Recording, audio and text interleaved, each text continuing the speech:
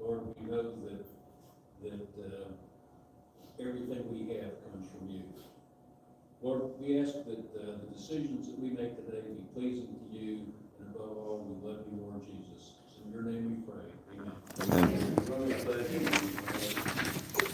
Allegiance to the flag of the United States of America and to the republic for which it stands, one nation, under God, indivisible, with liberty and justice for all. The Texas flag.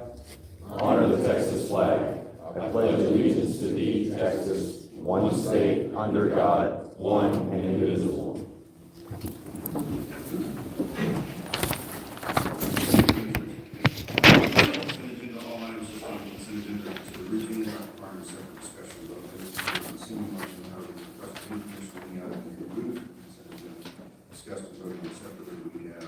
Three items on the consent agenda. The approval of the minutes for the January 23rd, January 3rd, 2023 meeting in the Commissioners Court. Personnel and budget amendments, and claims, which are accounts payable, payroll, restitution, and bureau pay. Entertained motion on the consent agenda. Move to approve. Motion made by Commissioner Snyder. Second by Commissioner Woodson. Any further discussion or questions on the consent? All in favor indicate by saying aye. Aye. Any opposed, same sign. Any abstentions? All right, thank you, Court. Item 4 is to consider authorizing the county judge to enter into a payment in lieu of tax agreement with Big Elm Storage LLC. I'll make some opening comments, preliminary comments, just to preface the item, and then we will go to the item. We have some public participation forms in front of me. I'll go over those in just a second, so we can we've posted this meeting both for in-person and live streaming. You can observe, participate, and choose either way. For those that are present in person today, we ask that you fill out a public participation form on the table just outside the entrance of the courtroom and hand it to the clerk. The clerk will hand you your request to speak in the order that they receive, and I will call on them in that order. Or you receive those requests. If you don't want to speak, you don't have to. You can simply check the form off in favor or opposed, or when I call your name, if you decide not to speak, you can also just indicate you do not speak and state opposed or support or no statement whatsoever. All of the forms will be kept for our record. For those participating in the live stream, I don't see anybody on the screen in live stream for this item, but I think there is. I will call it in the order of request that's been filed with the clerk. Also, please keep your microphone muted until I call on you, as that will indicate its feedback. Under our meeting protocol rules, you have 5 minutes to address the court. I will give you a 1-minute warning at the end of that 5 minutes. I will advise you your time is up. Please, in deference to those who will follow you, adhere to that time. Please direct comments to the court as to the whole, and not to any individuals on the court. All right, that's the preliminaries with regard to the process and the procedure we'll follow for item 4 in terms of public comment on the items on the agenda. In terms of the timeline, specific application we have in front of us. The application was filed back in April of last year for the battery storage facility known as Big Elm Storage LLC that will prepare for the Big Elm Storage project, which has previously been approved by the Commissioners Court. May 23rd, notices were mailed to tax entities and others setting a hearing for June 27th on proposed payment in lieu of taxes agreement. On June 27th, the Commissioners Court did have an item on our agenda to consider a pilot agreement with Big Elm for the battery storage facility component. The item was not considered, and no motion was made for consideration by the court at that time. On August 23rd, notices were again mailed to tax entities of the proposed agreement, setting a hearing for September 26th on the proposed pilot agreement. That hearing was, or item was set for the agenda on September 26th of last year. The court had an item on the agenda to consider that pilot agreement, and at that time, the item was tabled by the court. And then on December 8th, last month, notices were mailed in the tax entities to proposed pilot agreement, and then setting a hearing for consideration for an agenda item for today, January 9th, 2023. Just as a refresher, the application for the battery storage facility project states that the battery storage facilities will to be located at 11133 FM 3269 Temple, Texas 76501, located in Precinct 3, Buck County, on a 10-acre portion of a 101-acre tract. Our 2022 property tax records show that the tax revenue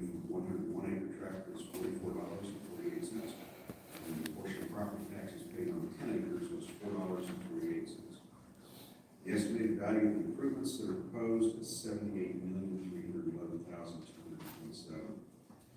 The project is located within the previously approved reinvestment zone for the parent facility, which is a proposed solar farm.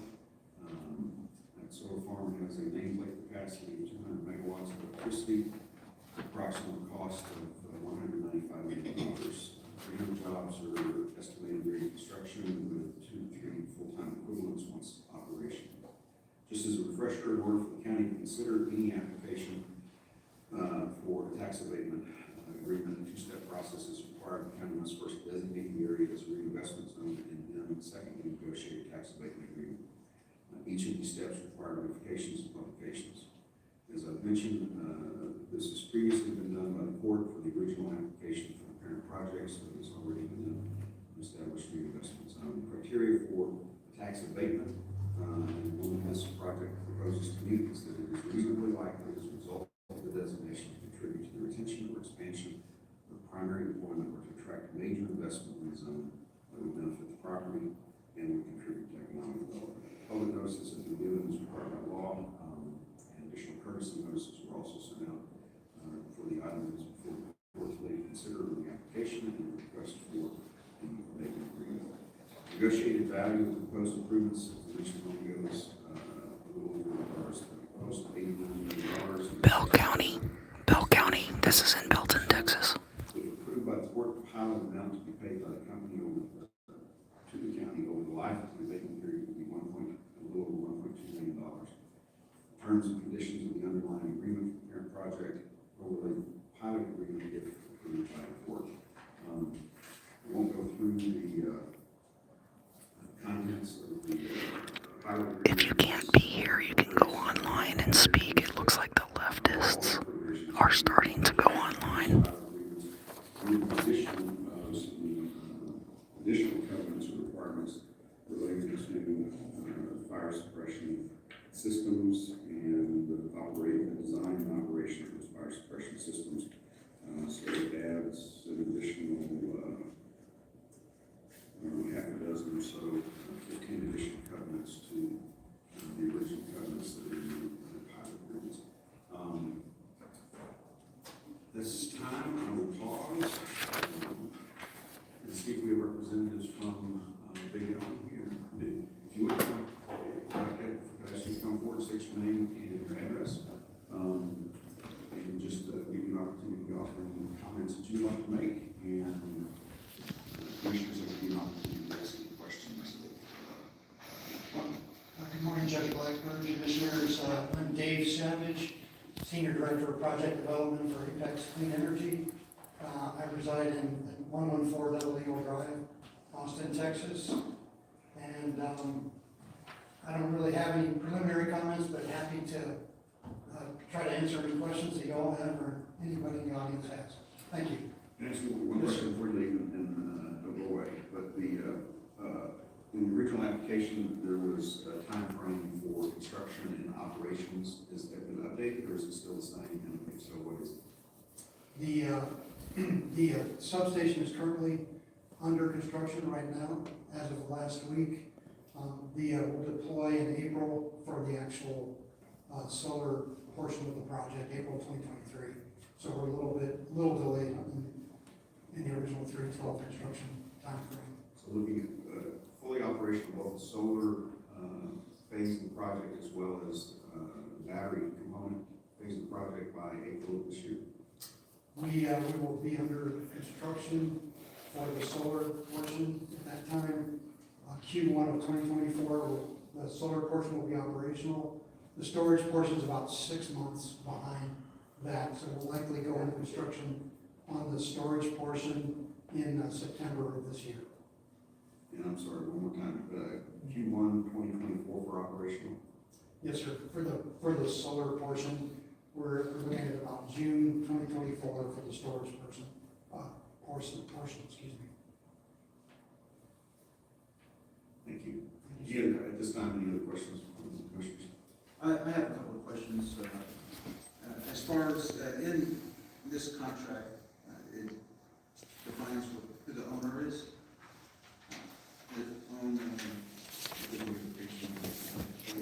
Letter T. If y'all were to sell this, would this convey to any new owners? This agreement?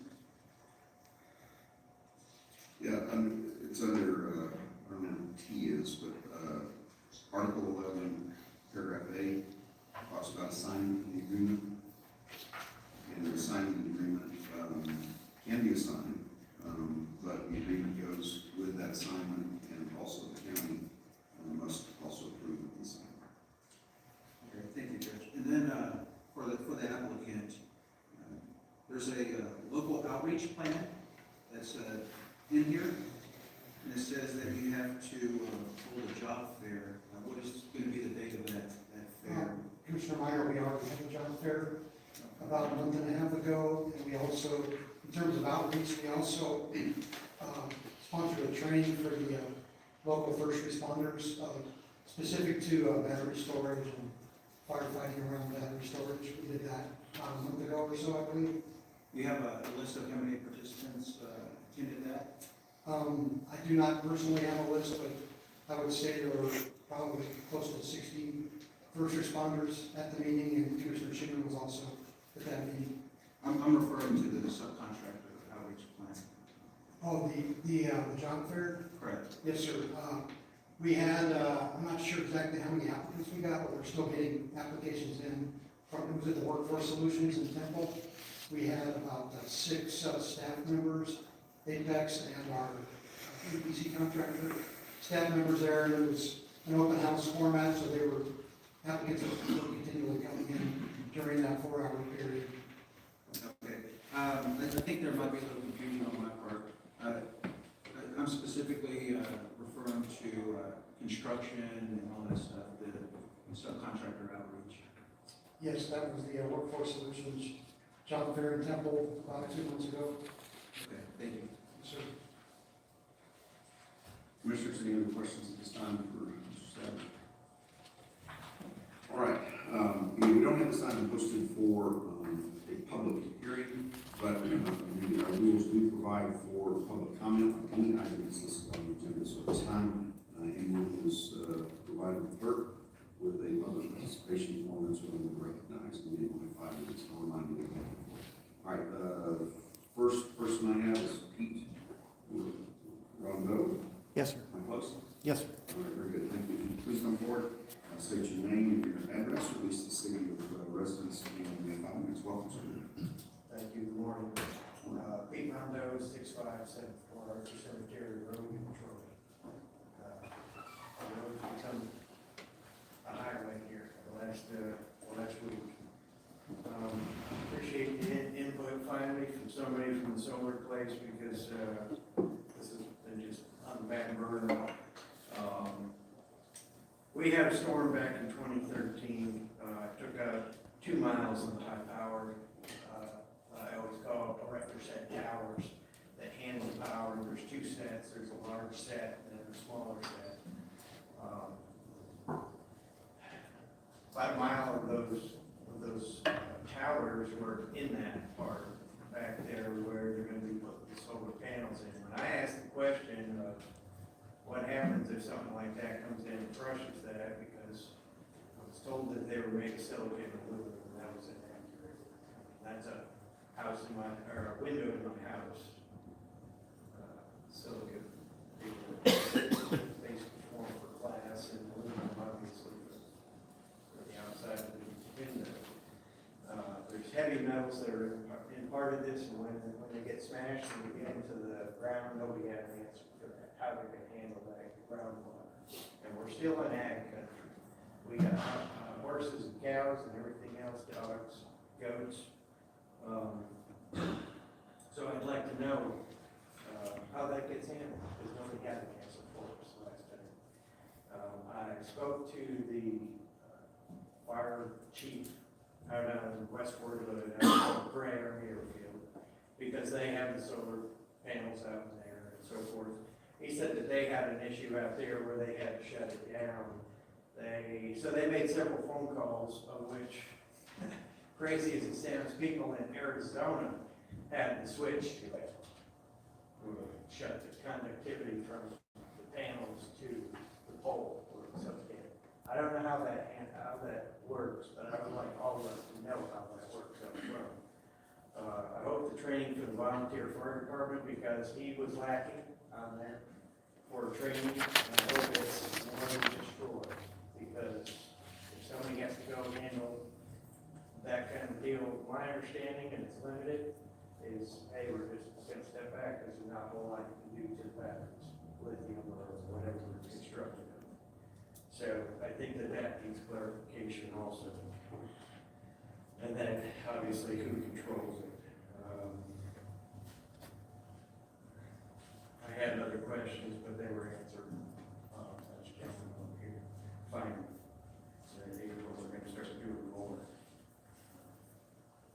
So that's all I had. I've got a meeting at work. I know it's a little out of sync, but spent 28 years in the Army, and I just wanted to address your number 7, the Confederate statute, is part of our history.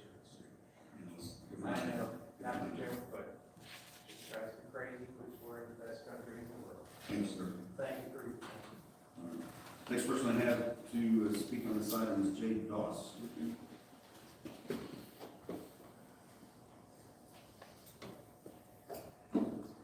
And again, if you would state your name and your address.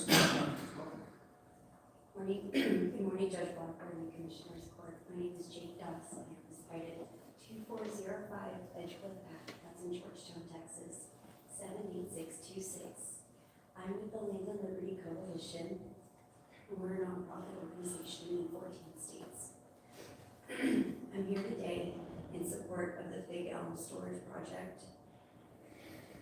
It's important to note that this is going to bring $272 million of capital investment into Bell County, and I think that's really important. It's expected to create hundreds of jobs during the construction and generate direct and indirect economic benefits to Bell County through direct and indirect financial increases in tax revenues. I observe and interact with many renewable energy companies day to day as a field rep for this organization, and I think it's really important to share with you all today that Apex specifically is committed to stewardship. And I just wanted to share that with you. They've developed over 36 energy projects throughout the state of Texas, and they're currently different phases.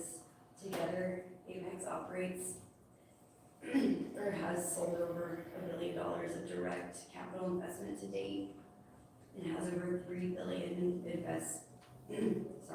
over $3 billion of investment under consideration currently. Stewardship means a lot to me. So we're on number 4. The statute is agenda number 7, but 5 and 6 should go by pretty quickly. It tremendously means a lot to me. I also got my start in public policy here at Bell. So Bell County does mean a significant amount to me. I'm forever grateful for everything that Bell County does for me. I'm kind of protective of Bell County.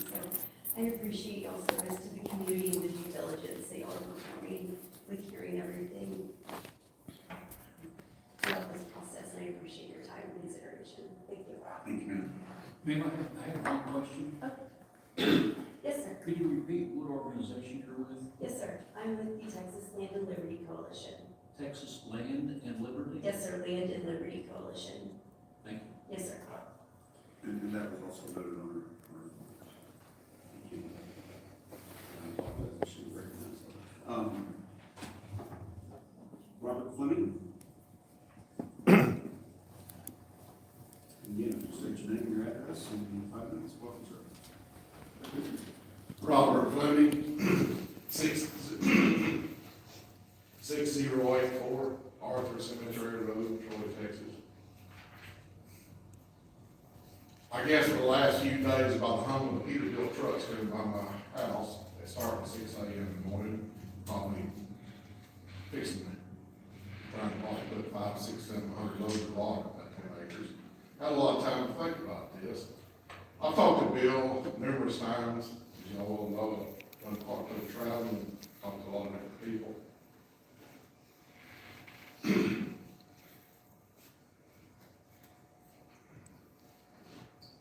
these battery storage facilities are really a very big controversial type deal. Originally, Big on Solar was not gonna have a battery storage facility. And that was told out to us for a very long time until they decided they were gonna add one after technology had changed. I have urged Bill in the court to get a disinterested third party of a committee to try to do some research on these storage facilities in the solar bill to try to find some information other besides what APEX tells them. And it seemed like it hasn't existed, except for people like me of the resistance, that most of it comes from misinformation that we find on the internet or talking to people all around the world about what's happening. You know, I hope that I'm relying on you guys for your agreements to make the county safe, okay? I'm praying that that's what's gonna happen, but I'm having a hard time dealing with it. Y'all are the last defense, okay? Yes, as a matter of fact, I am not going to provide my address when I go up there. It's already on the form that I have to sign. Trying our best to try to come to some resolutions in the next legislature, try to make this thing not so attractive, because these folks here have got plenty of money from the federal government, the Build Back Better program, the Green New Deal, and others. Here they've already started this project, and they're asking for the abatement. They're pretty sure they're gonna get the abatement, and they probably will. But I'm asking you guys, Bill says, well, we've got to give them the abatement, so we'll have some sort of agreement or restrictions with them. All I'm asking y'all, don't make the fruit so easy to pick, please. This is our money, our tax money. Please try to make it a little bit tougher on these companies. Y'all have done the fifth, I think it's the fifth or maybe sixth solar array in Bell County. We got about 16 in Milam County, I think about 8 in Falls County. Don't make it so easy on them. Y'all got to represent us on this deal, okay? Represent us and our community. And one other thing, Bill and I go back and forth about this pilot program. Well, we got to do the pilot program. We'll have an agreement, and it's only a 20% abatement, and we'll get these payments for 10 years. And the comptroller says, well, it's going to be depreciated out by year 10. It's not going to be taxable at all. So we're getting a whole lot better deal. Are our farm shops and our grain bins and our facilities and our houses, are they zero value after 10 years? I think the comptroller is pulling wool over y'all's eyes. I think there's going to be a value tax. You're just making it easier for this company right here to show a profit, build it, show a profit, and sell it to someone else. Okay? It's happening everywhere. So please, all I'm asking, protect us out there at Owena and really think long and hard about this battery storage facility and the hazards that may come up against this thing. I hope it doesn't, because it's going to be on y'all's watch if it does, okay? Please, thank y'all for listening to me. Appreciate it. Thanks, sir. That's the last form that I have before you provide it. Mr. Savage, can you or someone come back to the podium for a second? Just, I'd like to follow up on a couple of questions that you brought up in the comments if you mind.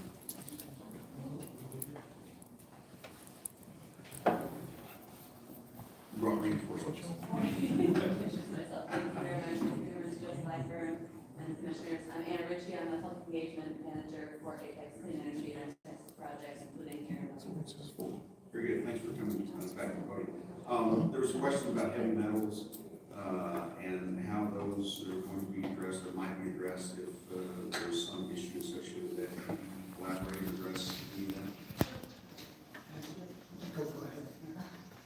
Absolutely. I believe the context is related to fire or issues like that. There are no chemicals or heavy metals within our panels or within these battery containment storage units that are going to leach into the ground. That's not a good concern we have. And as for the makeup of them, I don't have the specs on the solar panels in front of me, but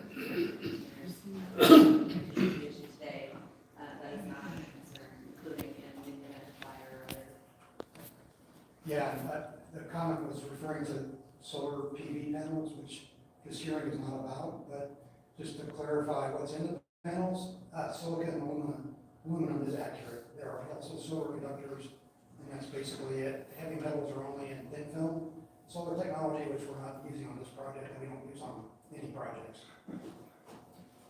And then there was also a question about the training that had occurred, you referenced in your comments earlier for volunteer fire departments. I think Commissioner Schuman might be able to address this better since he was there, but I think there was also paid volunteer fire department present at that meeting also. But just in general, can you address the comment about the training that has been offered, provided, and whether or not, you've already addressed it, but whether or not it was limited to Troy volunteer fire department? This is Judge Blackburn. We had probably at least 4 fire departments there, and Commissioner Schuman knows Fire Marshal Halstead no better than I do, but I recall Temple being there, I recall Troy being there, I recall Fort Hood being there, some of the EMTs were there, paramedics were there as well, and there were probably multiple other volunteer fire departments, but the names escape me right now. And our contractor is ESRG, which is a global expert on battery storage technology, and ESRG is composed of former firefighters as well, so they put on the training there, and they put on multiple trainings across the country for us. Thank you. That was the only 2 follow-ups I had from comments. Any other questions from commissioners or comments? On that note of the trainings, can I just mention, it's really wonderful actually that you all had us do that because it's standard practice, right? Because now we do on all of our storage projects, to offer those trainings to fire departments and EMT groups across the country for our projects. So it's a great place to start. Thank you. We actually had everybody from the east side strike force. We had Moffett there, Rogers was there, was Salado there too? Okay. So we had basically everybody on the east side of the county along the Temple, was at training. And it's something that as other battery systems come online, we will also require training from those, because we have no guarantee that the battery chemistry will be exactly the same for every installation. You know, the battery chemistry drives how you address the firefighting. So this will be an ongoing issue. I do want to thank Apex for the information that they provided. There's certainly a lot of misinformation out there, but there's also some information that warranted some concerns. And we're working through the concerns, but the actual fire safety of the batteries that are proposed, we've got the information from the battery manufacturer, and then also the third-party testing from ESRG on actually battery fires in these batteries, what the fuel constituents are, what the actual temperatures are within the containers, what the flame propagation properties are within the containers was invaluable, and also the different suppression systems and the safety systems that are incorporated into each one of these containers. So appreciate all the information that was provided, because again, it cleared up a lot of the misinformation that people commonly have about the fires and the storage systems. I have one picture I'd like to leave with all of you here this morning, and I'll leave some copies out on the table as well for the public. And this is all this things that we gather about our energy storage at Apex, including the fire safety issues, what we do with them when they decommission, et cetera. I hope to answer some questions that are still in the room. Thank you.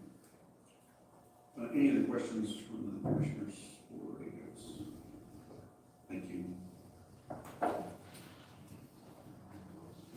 Commissioners, any other comments or thoughts or motion? I would like to say that thank you to Commissioner Schuman. He has spent lots of time and energy to answer questions and to get involved with the fire training, and has taken the lead on that. And it's been a lot of hours working on that, and I appreciate his time and efforts on that. Appreciate it. Well, another point I want to bring up is that battery storage is now becoming the transmission line corridor, but we've got some potential applications of just battery storage in other areas of the county. So learning how to address the safety issues of the battery storage is going to be key, not just to the Big Elm project, but to the other projects that are not only associated with the solar arrays, but just standalone battery projects. And again, I want to thank Apex for kind of getting us started on this. We're not done, but I think we've got a good foothold into where we need to continue investigating and finding specific answers to questions that are constantly being raised. Thank you, Commissioner. I want to echo Commissioner Snyder's comments. Appreciate your work and diligence and efforts on this issue. I cannot even estimate the number of hours that you put in trying to research and resolve and address questions that have come up and questions that have not come up, that have not necessarily been made public. So very much appreciate that. I'd also like to make a quick comment on legislative work or legislative session. I don't know how many of you know this, but we adopted a legislative agenda a meeting or two ago, I guess, for this legislative session. And one of the items on our legislative agenda was to support state oversight relative to renewable energy development in the state. I think we wholeheartedly support the efforts by others outside of the county, but others to bring renewable energy development oversight to the same level as other energy development projects across the state, and they should be subject to the same types of rules and regulations that those projects are. So I think we're very supportive of that. As we've said, or as I've said on the half a dozen or so applications that have come forward, the state has restricted what counties can and cannot do with regard to approval of these projects. We're using the tools, the tool that is available to us right now. And so we would welcome the state in many ways. And I can't say that about very many things, to tell you the truth. But I can say in this area that we would welcome that. And so we would support the partners in that effort to try to get reasonable, rational regulations in place that make sense across the state, not just in Buckingham. The last thing I would mention, and Commissioner Schuman alluded to it, but I think, as I said, when the first project came in, that it would not be the last project, and I continue to see more interest and more projects potentially on the horizon for renewable development in Bell County and in this region. So it's not an issue that is over with, and I don't think anybody in the room thinks that. But I think we're going to continue to see projects come forward. So again, very timely issue for us to be discussing, not just today in the context of this specific application, but also in the context of the legislation for special projects that will be coming forward. So that will be helpful, I think, from my standpoint. Commissioners, what's your pleasure on item 4? Move to approve. Motion made by Commissioner Schuman. Second. Second by Commissioner Minor. Any further discussion or questions? If not, all in favor indicate by saying aye. Aye. Being opposed, same sign. Any abstentions?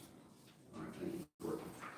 Thank you, Apex, for your work and effort through this project. We're working with you as you go forward in the county, and thanks to the residents that have come forward and continue to identify questions and issues and concerns that we need to be addressing to the extent that we can. So thank you both.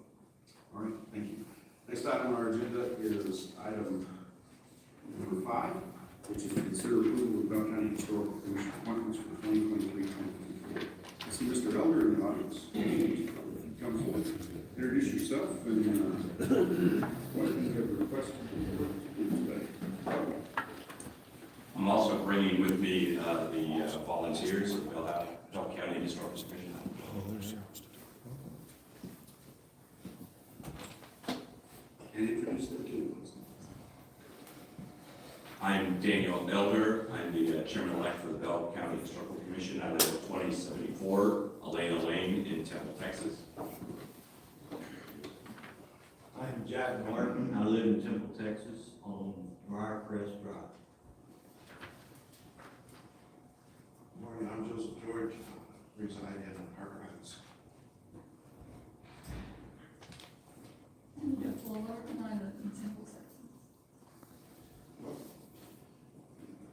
Judge Blackburn, Commissioners, the Bell County Historical Commission was formed to initiate and conduct programs suggested by the Commissioners Court and the Texas Historical Commission for the preservation of the historical heritage of the county. We are made up of volunteers throughout the county.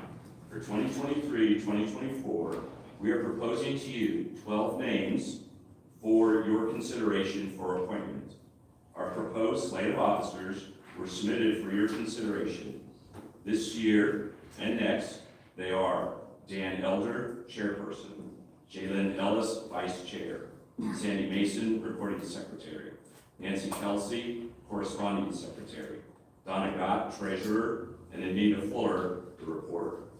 This past year, we've held 3 educational programs, submitted 1 application for a Texas historical subject marker, sketched 3 historical sites, we selected 3 historical sites in the county for grants totaling over $4,000, visited over 60 cemeteries within the county. We presented photos of all county recorded historical landmarks to the Texas Historical Commission for inclusion in their new Atlas app for phones. Though our tally is not complete, up to this point, we have contributed over 2,000 volunteer hours to the county. We propose to the commissioners that you approve the Board of Officers and appoint 12 volunteers for the commission for the years 2023-2024. I'll be glad to answer any questions. Thank you, sir. Any questions from commissioners? I have a couple of questions. First of all, thank y'all for what y'all do. I've been a part of many volunteer organizations, so I know how hard it is to function with nothing but volunteers. But initially looking at this request, I noticed that there was no representation from Precinct 4 on the board or Precinct 2. So is there a way that we can address that, or? Yes, sir. As I set my goals for the years 2023 and 24, my intent is to bring in a more diverse and a wider population of county members. One of the ways that a volunteer becomes a member is they must attend 3 meetings in a calendar year to be able to volunteer. And again, because they are volunteers, we haven't had anybody who has met that criteria. 1, who's had an interest in joining the committee, and 2, that have attended 3 meetings within the calendar year. So as the chairperson, I haven't objected to reach out to all of the historical related organizations within the county, which includes museums, historical societies, so that we can, 1, have a better outreach plan, and 2, reach more corners of the county. As you mentioned, there are 2 precincts that are not adequately represented, and we hope to fix that over the next 2 years. According to statute, the composition, the commission must be composed of at least 7 residents of the county. Members of the commission must be individuals who broadly reflect the age, ethnic, and geographic diversity of the county. And I don't think that board membership does that. And I concur. Thank you. Any other questions, comments? I want to say thanks also for your service and those that are standing behind you and those that are not here today. Over the past 4 or 5 years, I've had an opportunity to interact with the Historical Commission. It truly is a group of dedicated volunteers, and very much appreciate their service to our county. Much of which goes unseen, as does most functions that we do, I think, but certainly in the historical realm too. But very dedicated. One of the things that comes to my mind is the tornado that we had last April and some of the damages that occurred to a couple of cemeteries, I believe,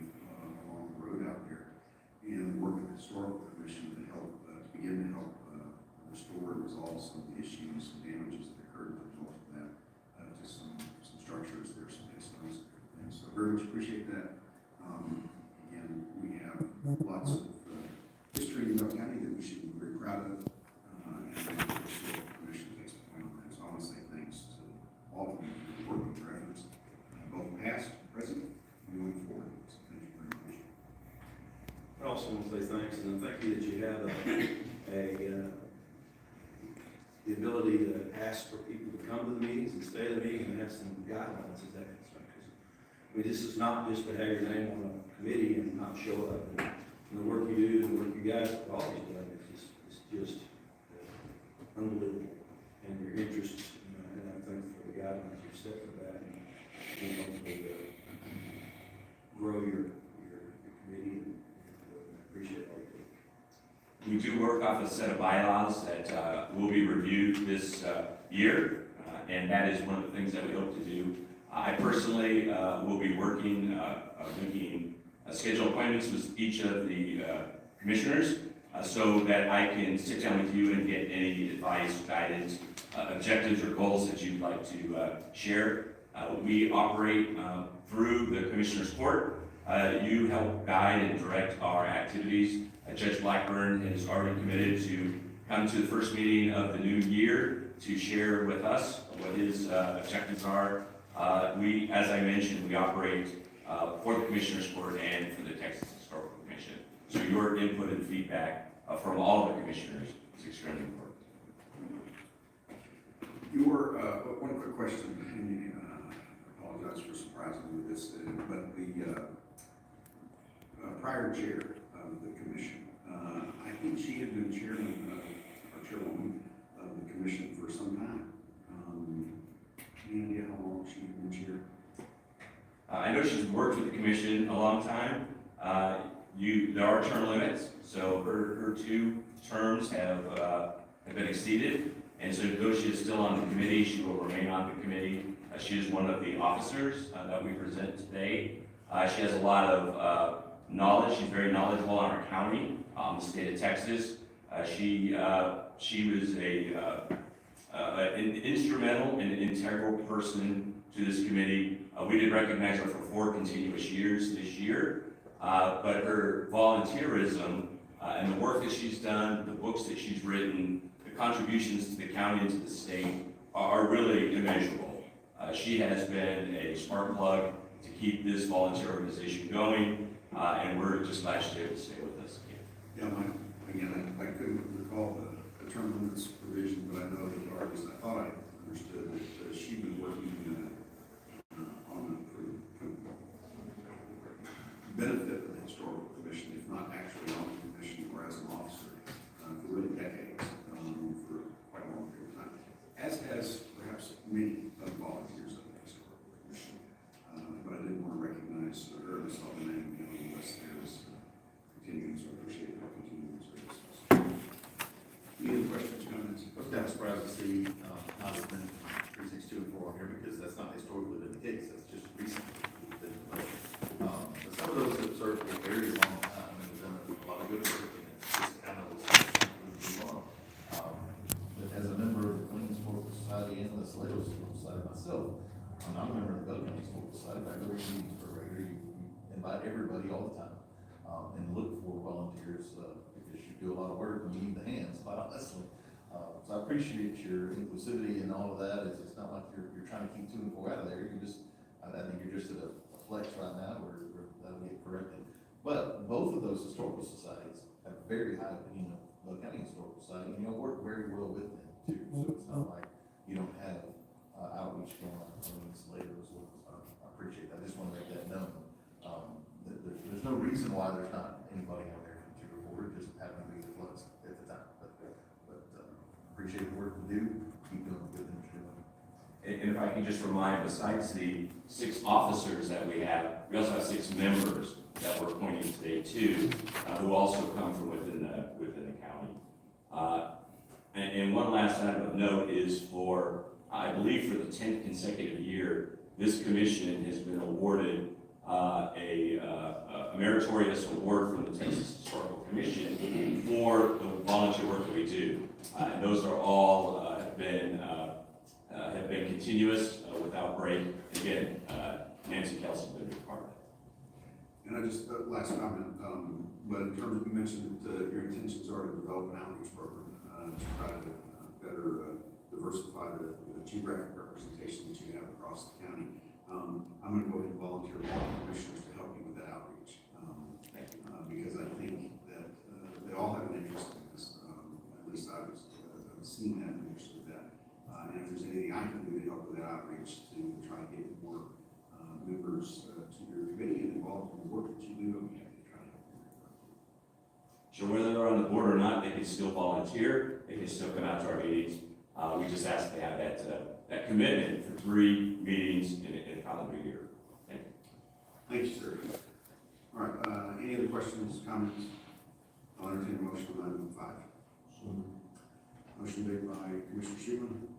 Second by Commissioner Woodson. Discussion? Any further discussion? Yes, sir. Yes, I would like to table this and bring this back within the time period, because there's a time period to appoint someone to comply, to bring it in compliance with state law, to have the age, the ethnic, and geographic diversity of the county. I think Commissioner Woodson and I can, we know a lot of people in our precincts that would love to serve. It doesn't have to be a board member just to get involved with y'all and help you out. All right, I'll recognize the motion on the table. Is there a second to that motion? I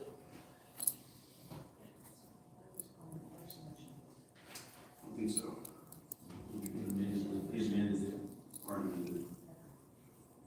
All right, motion dies for lack of a second.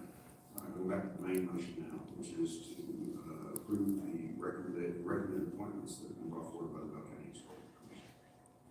Any further discussion or questions on that? If not, all in favor indicate by saying aye. Aye. Any opposed, same sign? Aye. Motion carries 4-1. All right, thank you, sir. Thank you. And then, item 6, consider the reappointment of David Blackburn, Bell County Judge, and Russell Snyder, Commissioner Precinct 1, Development Tax Reinvestment Zone Number 1, board for 2-year terms. Commissioners, Commissioner Snyder and I have served on that board. Well, I've served on it since January 19th. Commissioner Snyder has served on it probably since for a while. That's it also. Tax increment investment zone has membership of both the city and the county of Belton. I believe there are 2 or 3 positions in the packet. 2 or 3 representatives of the city of Belton and 2 representatives of the states on the board from the county. I'm happy to continue to serve on that board if that's the commission's pleasure, and I will refer to Commissioner Snyder if he's willing to continue to serve also. William? Happy to address any of the questions or comments you might have about item 6. Motion made by Commissioner Woodson. Second by Commissioner Schumann. Any further discussion, questions? If not, all in favor indicate by saying aye. Aye. Any opposed, same sign. Any abstentions? Thank you. Item 7 is to consider the demolition of the Confederate statue on the historic court grounds. This item is requested on the agenda. Commissioner Mike. Yes, thank you, Judge, Commissioners. I wanted to bring this item up. This is not the first time the Confederate statue has been on your agenda, but I just want to go over a couple of bullet points. Last time this item was brought up was April 25th, 2022, by Commissioner Driver, my predecessor. Some of his points referenced the previous meeting in September of 2020, when this body voted to seek to get this on a general referendum at the state legislature. That obviously has not occurred as of this time. The county submitted, Commissioners Court submitted its legislative priorities for the 2023 legislative session. This item is not part of that priority list. Our state representatives, Representative Buckley and Shine, filed some amendments or corrections, some bills. None of those reference a general referendum.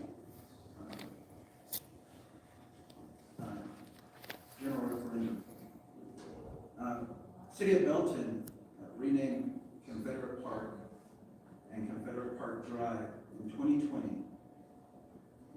The city of Killeen is in active discussion to rename Fort Hood Street to Fort Cavazos to align with the renaming of Fort Hood in January 2024. I'm making a plea for the Commissioners Court for compassion to the residents that are offended by the statute, to care for their thoughts on the statute, and to compromise on the statute being here on the court grounds. Commissioner Woodson said that in the Herald, October 23rd, 2022, the courthouse statutes were placed by private citizens and belong to the people. It is clear that some are offended by the statute dedicated to the common soldier who fought to defend his home from invasion. Others are offended that it would be considered dishonoring those soldiers from slaves and freemen by moving it. We respect our soldiers who pledged their lives to protect us, even when they fight wars over politics, i.e. Vietnam veterans. I am willing to consider moving any of the courthouse statues if preserved locally for their historic value and funded privately. That was Commissioner Wilson's comments. I am prepared to raise the funds needed from private donors so that cost is not expense to the taxpayers. I'm prepared to compromise. I'm also prepared to have this item on every agenda until that compromise is reached. I am ready to work with the commissioners on this issue. And with that, I make a motion to go into negotiations. I make a motion to raise the funds needed to move the Confederate statue and to get a cost estimate on that. That's all I have.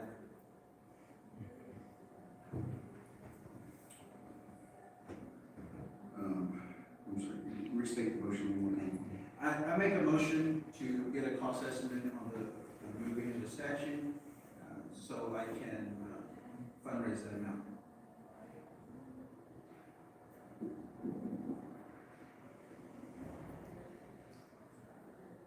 Okay, is there a second to that motion?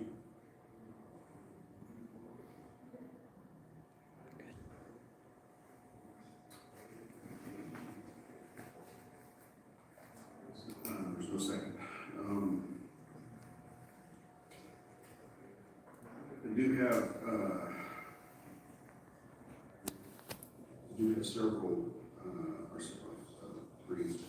four requests to speak on this item.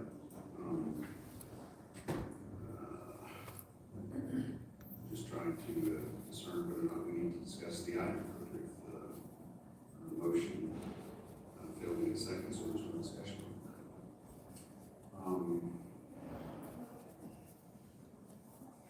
The other thing, just a point of clarification, Commissioner, the item was posted as demolition, but the comments were related to relocation. Did I understand your comments correctly? Correct, Judge.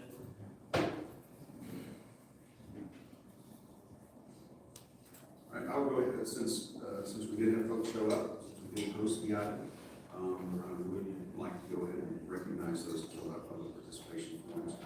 I'll also give commissioners an opportunity to make any comments they have, since the item is posted on the agenda. There's a motion pending before the commissioners. I think it's appropriate at least allow those time and effort to come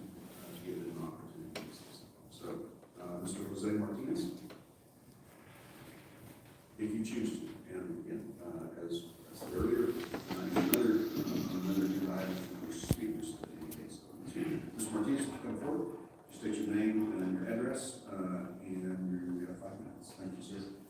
Thank you. My name is Jose Martinez, 3201 Temple, Texas. And,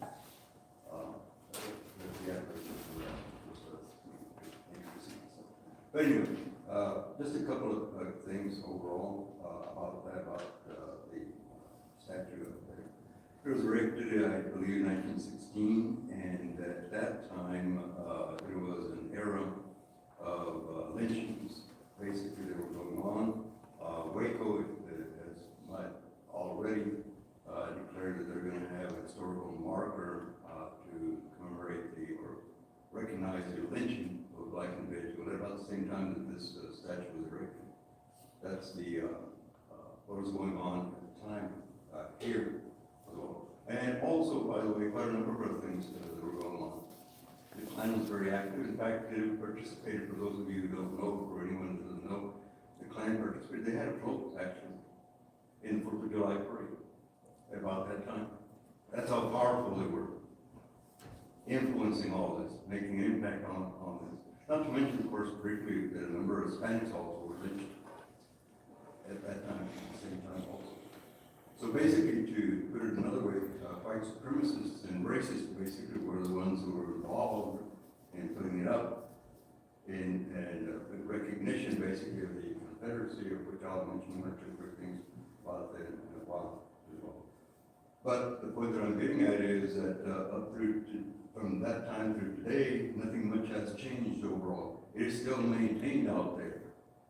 The symbol of racism, basically, just as it was in 1916. And basically what that is, in case anyone is not clear, and most people aren't, about what racism is, racism basically is a system. It's not one person. It's systems by a group, in this case whites, to maintain what they have, benefits, privileges, and whatever that they have, that they've gotten legally or not, or whatever, overall, at the expense of blacks and Hispanics. That's the case today. That was the case then. Definitely the case then, definitely the case today. And by the way, by that I mean that when you look at the legislature in Texas, has now done a number of things to do exactly that, to censor, for example, in schools, which is what now school teachers are doing, censoring which they didn't before, what they teach, in accordance with the mostly white legislators in the state of Texas. And and by the way, what that is saying also, we're seeing that now also, libraries here, in this area here, are censoring, taking out materials.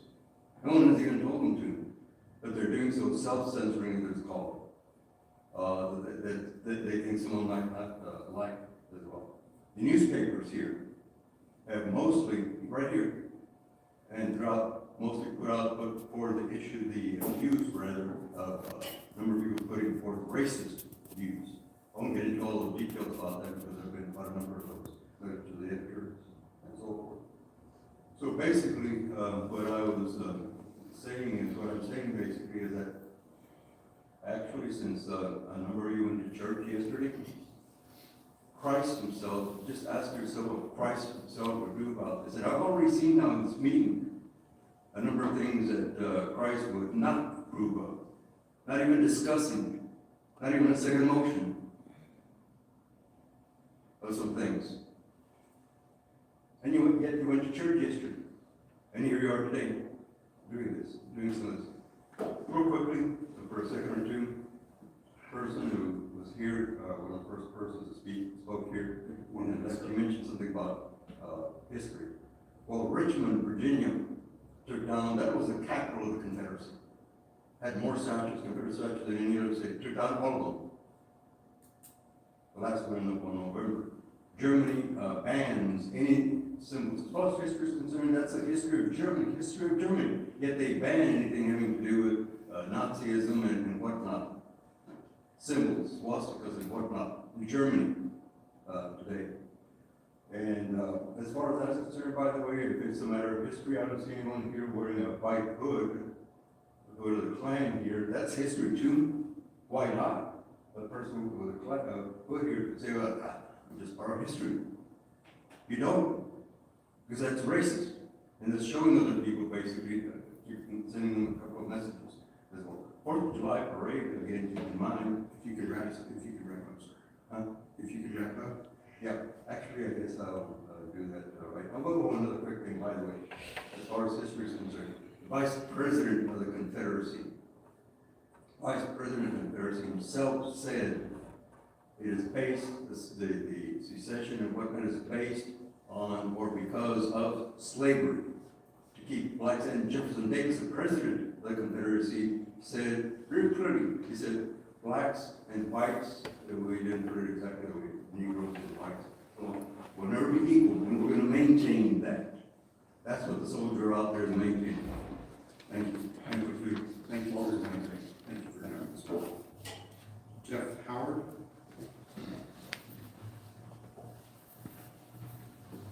Again, name and address, please. Jeff Howard, Gulf, Texas. Welcome. Judge, Commissioners, thank you for the opportunity to speak. This issue was brought up, discussed, and a very, very large public hearing was held, and the decision made. I think public hearing was back in 2020, and I attended that one also.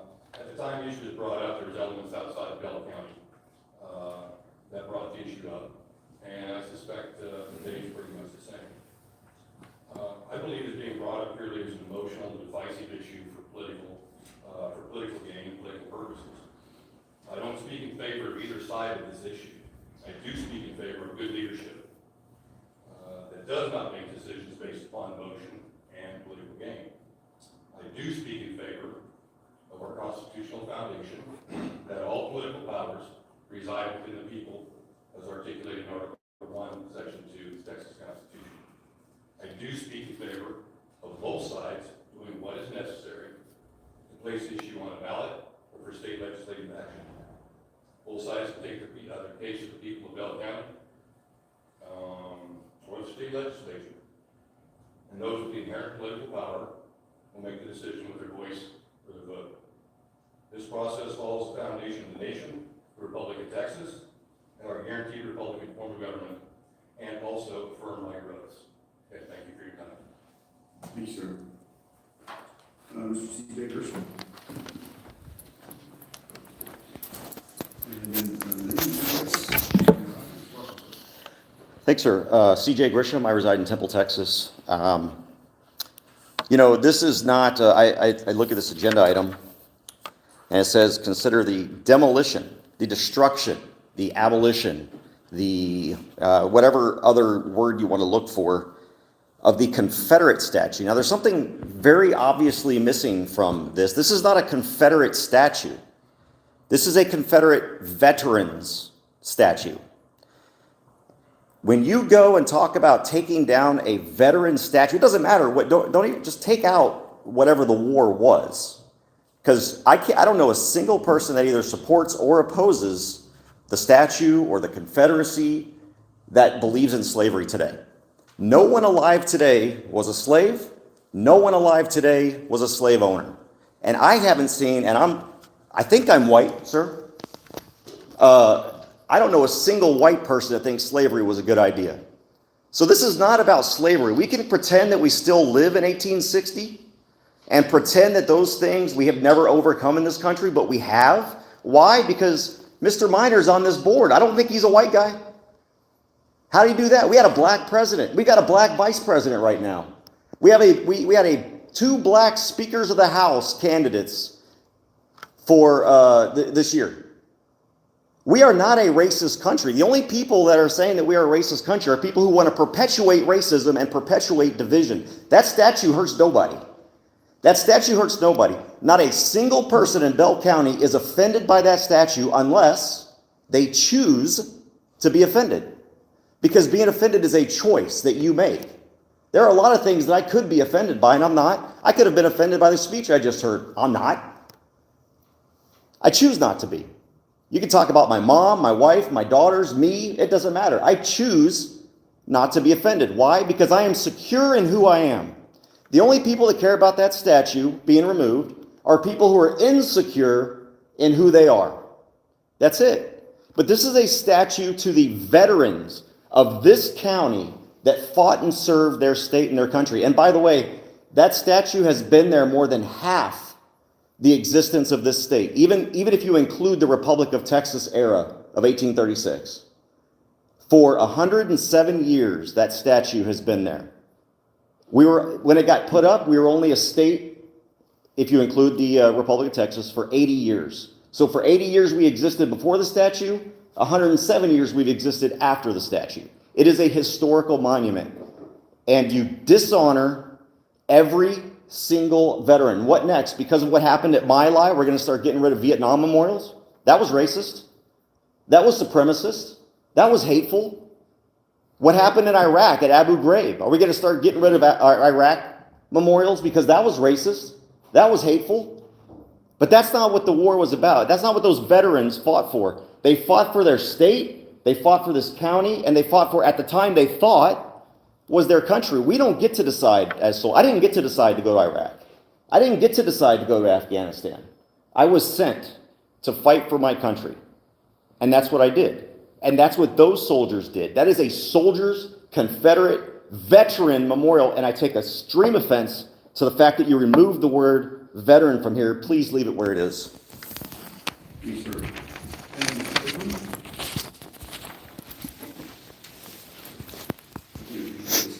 that you name your address and your 5 minutes also.